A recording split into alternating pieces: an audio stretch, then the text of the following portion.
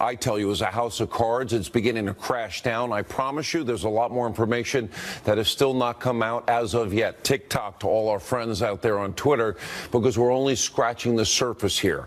For example, Sarah Carter reporting tonight House Intelligence Committee Chairman Devin Nunes will issue a subpoena to Bruce Orr for more information about his meetings regarding this anti-Trump dossier. And also tonight, House lawmakers grilling the FBI Director Christopher Wray on Capitol Hill about new information regarding the Trump-hating FBI agent Peter Strzok after Strzok was fired from Robert Mueller's investigation. Why? For bashing Trump in text messages to his FBI official girlfriend, also part of the team. Now, before we show you the video, remember, Strzok signed the document that started the entire Russian investigation, and Strzok's team was assigned to handle the dossier when it was first given to the FBI. And Strzok oversaw the interview of former National Security Advisor Lieutenant General Michael Flynn, and he played a key role in the Clinton email investigation. This guy never slept, including, by the way, attending Hillary's FBI interview that was not under oath. He was also there at the interviews of Clinton's top aides, Huma Abedin, Cheryl Mills, who we know lied. And Strzok is responsible for changing the key language in James Comey's statement that exonerated Hillary Clinton before the investigation from grossly negligent, which is the legal standard, to extremely careless. Now that you have all this information, take a look at this showdown. It's epic from today. What we've learned about FBI agent Strzok is that this is the one FBI agent that is literally at the epicenter of virtually every major decision the FBI has been involved in, action and inaction, about candidate Trump, about President Trump, and about candidate Clinton. And if that one agent at the center or source is decidedly anti-Trump and decidedly pro-Clinton, that raises real questions. I'm sure you're aware of the recent media reports indicating that Peter Strzok, who is a special agent at the FBI, changed the words grossly negligent to extremely careless in former Director Comey's statement closing the Clinton investigation. Gross negligence is the language in the statute, I believe. But I believe also that almost anybody who grabbed a thesaurus would say that gross negligence and extremely careless are pretty darn close to each other. You're right, they are synonyms. Extremely careless is a synonym for grossly negligent, which begs the question, why change it? How did this guy get on your supposedly unbiased team in the first place? If you watched today, you saw something that we have been telling you now for a long time, that other networks that say they're fair and balanced and objective and they consider themselves to be real journalists never talk about. Pretty amazing. Now, Peter Strzok, that's the Trump-hating, Clinton-loving FBI agent. He's tied to everything, including the fake news dossier. Watch very closely, an amazing moment, Congressman Jim Jordan connecting all of the dots. Well, kind of like we've been doing on this show. Why? Because it's the truth. Something missing in today's world of so-called journalism, which I said was dead back in 2008. Take a look. Peter Strzok, the guy who ran the Clinton investigation, interviewed Mills, Abedin, interviewed Secretary Clinton, changed gross negligence a crime to the term extreme carelessness, who ran the Russian investigation, who interviewed Mike Flynn, gets put on Mueller's team, and then he gets kicked off for a text message that's anti-Trump. If he kicked everybody off Mueller's team who was anti-Trump, I don't think there'd be anybody left. So here there's got to be something more here. My hunch is it has something to do with the dossier.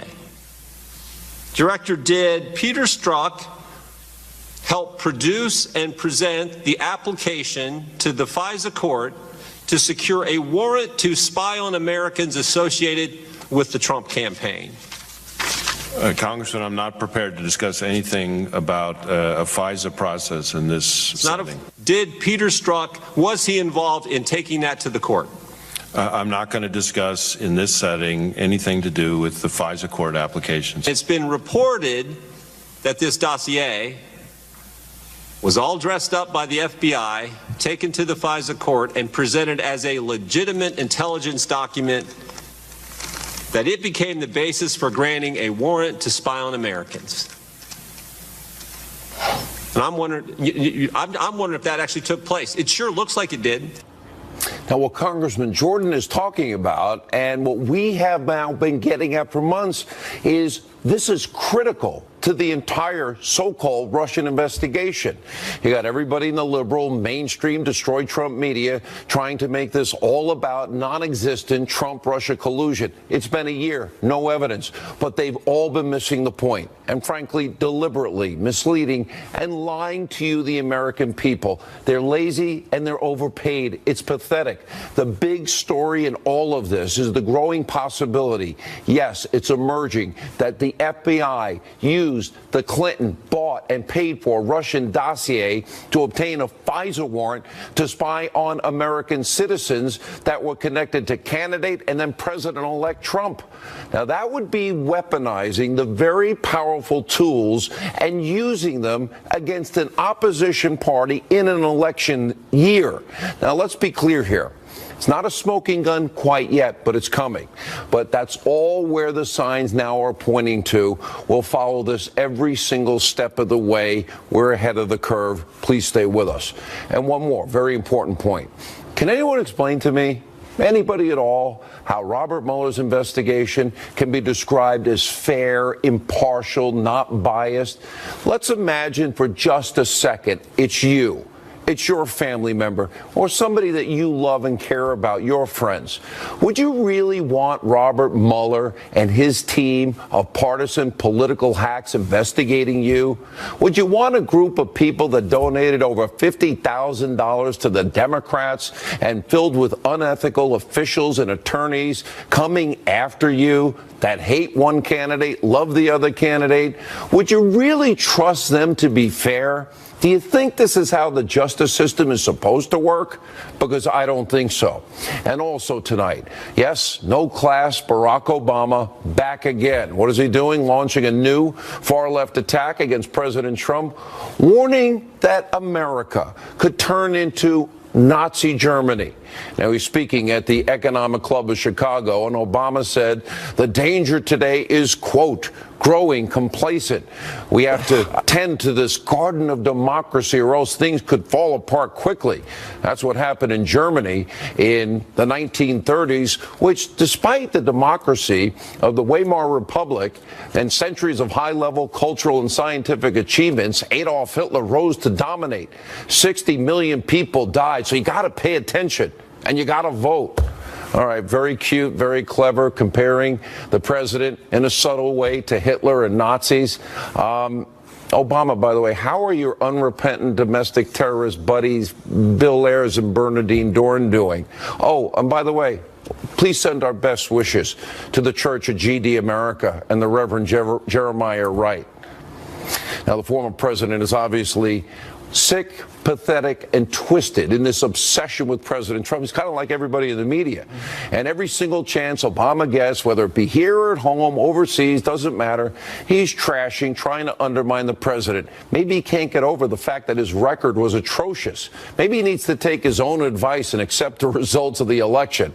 Okay, President Obama, Hillary lost. Time for you two to get over it. And by the way, I know this is probably impossible, but maybe try taking some notes from George W. Bush, because George W. Bush never criticized you, not one time after he left office, because he actually respected the office more and thought it was more important.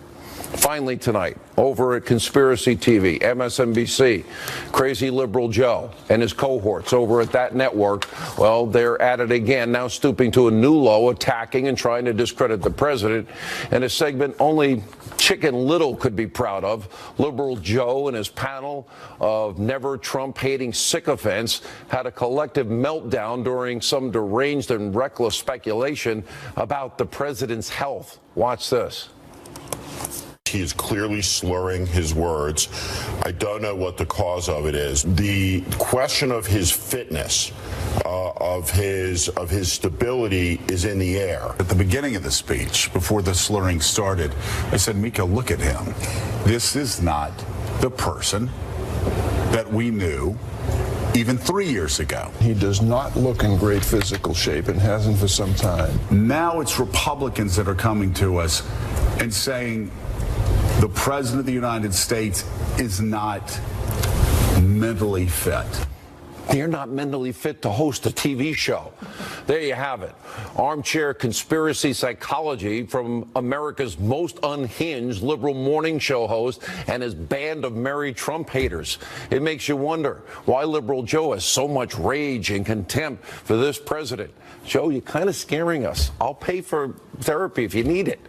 Joining us now with reaction, Counselor to the President, Kellyanne Conway is with us.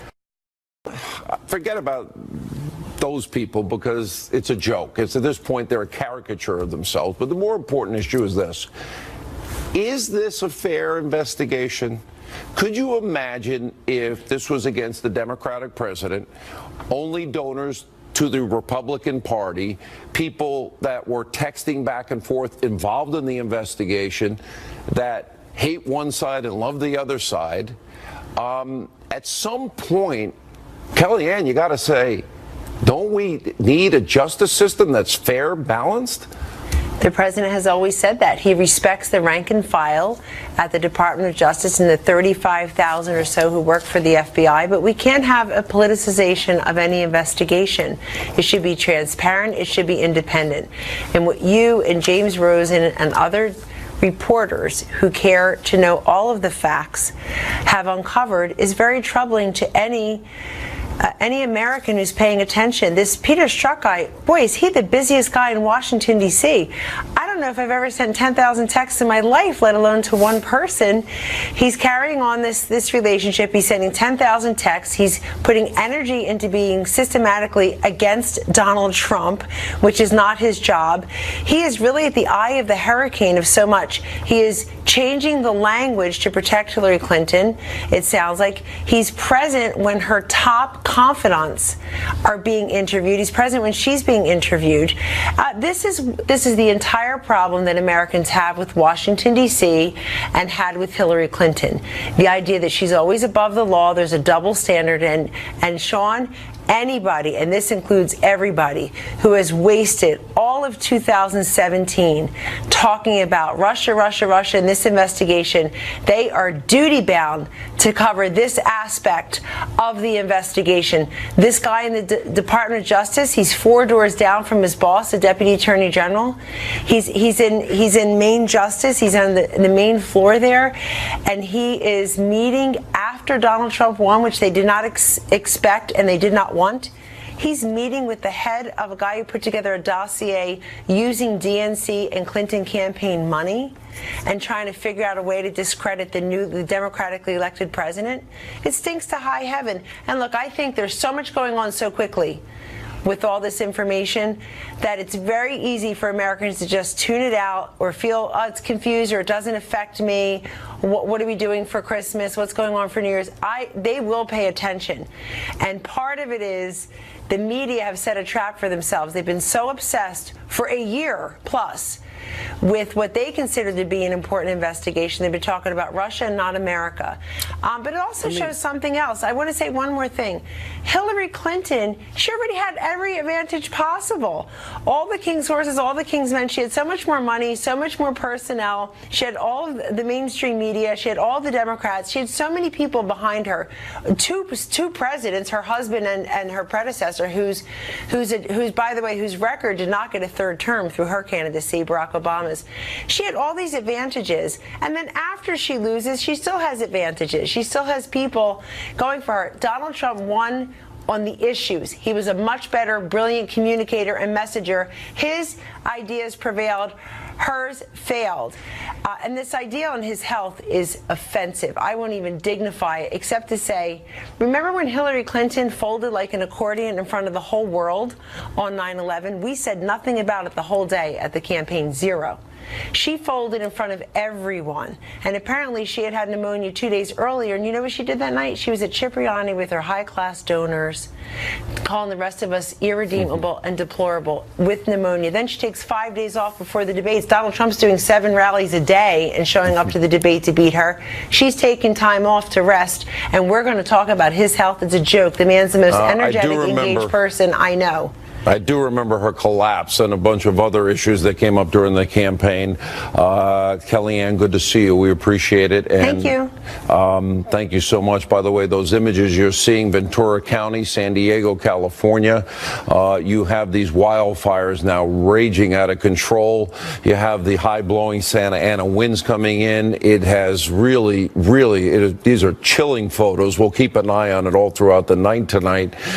Here with more reaction first, though, is Salem radio nationally syndicated host Larry Elder, former Secret Service agent Dan Bongino. Dan, look, we got to be careful. I respect rank and file, Secret Service, FBI, intelligence people. That's not what we're talking about. We're talking about the highest level within these agencies, clearly covering up for Hillary Clinton before they ever investigate, and literally applying one double standard after another, using pro-Hillary, anti-Trump prosecutors to do it. This literally is a threat to our entire legal system if this holds up. Your thoughts? You know, Sean, I'm really terrified right now. And, you know, I know that may sound hyperbolic to some of the Democrats listening, but I mean it. As a former federal agent who's been inside both the White House and inside the federal government, do you realize the awesome power the federal government has? It's so powerful that a sitting president, the most powerful man in the world, has been targeted by it, by a clearly political process. This is not a criminal process. This is a political process. And there's nothing he can do. Sean, I get it. There are people in the government that have political opinions. Everybody understands that. But I'm asking the audience, what are the chances that everybody with a strong political opinion, which is both anti-Trump and pro-Hillary, managed to wiggle their way into the Justice Department and influential positions in the FBI and had decision-making power over both the special counsel investigation and the Hillary investigation? Listen to me. This is a scam. And if this is allowed to proceed, Americans' faith in the constitutional republic is going to be shaken, I promise you. Larry Elder, let's put on your legal hat for just a second. Maybe some people, most people know you're a lawyer. Look at this from a legal perspective. You know, we're talking about illegal surveillance, unmasking, the leaking of raw intelligence. Perhaps. Then we've got, of course, a Hillary Clinton bought and paid for dossier. Questions about, well, the dossier that she bought and paid for, was it used to get a warrant to literally surveil an opposition candidate in an election year and then surveil a president-elect? These questions are chilling enough. And then you've got the anti-Trump bias, pro-Hillary, appointees of Mueller. How do you untangle this web? You know, I remember when Mitch McConnell said the best thing I could do for the country is to make Obama a one-term president. He got hammered. He was called racist by Morgan Freeman, among other people. Can you imagine what they'd be saying if President Obama was being investigated for reasons this weak, this thin, this lame? The Republican Party would be accused of being racist, and the accusers would be right. This is a joke. Can you imagine if Obama was being investigated by people who had made contributions to John McCain or to Mitt Romney, and had sent text messages slamming him? Agreed. I mean, it's insane. It's insane. And then to pay for this dossier, and the dossier apparently was the trigger to go to the FISA court to get a warrant to surveil members of the Trump team. It is incredible to me that this is going on in this country. And again, if the shoe were on the other foot with the same fact pattern and they were going after Obama, the country would be on fire. You'd have people screaming bloody murder. Yeah, I have friends of mine retired currently, FBI, and I know you do, Dan Bongino, and they are apoplectic over what is going on here. They see clear. They feel like the president feels that this agency, these agencies that they love and have devoted their lives to, is rightly come under criticism for those at the top with what they're doing and how they're doing. When have you ever heard of an exoneration by the FBI changing language, the exoneration before the investigation. How could anybody, by any definition, say that is fundamentally just in any way? You can't, Sean. The Justice Department failed us. I'm sorry. It let us down. I agree with you. I know the rank and file, the men and women. They're great. It's not their fault. But, Sean, the single most important question right now, I believe, in the American political process, the special counsel, everything going on, the single most important question was asked by Jim Jordan today. Was the dossier a political opposition research document used to get an affidavit to spy on what would have been, under any other circumstance, a law-abiding American in Mike Flynn? If that's the case, Sean, mark my words on this. You saw the first hijacking of the FBI by the Democratic National Committee and a major political party candidate in the Hillary Clinton campaign. All right, thank you both for being with us. And Sean, look at the double standard here. Hillary skates.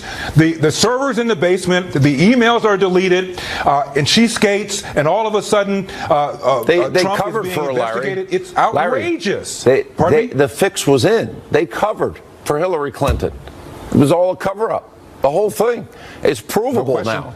All right. Thank you both. We have a lot more to cover tonight. Powerful edition of Hannity. Sarah Carter, brand new report, along with Greg Jarrett, John Solomon. Also, Newt Gingrich is here. As you can see on your screen, Ventura County, San Diego, raging wildfires, leaving a trail of destruction as we speak in Southern California. We'll have a report on that and more.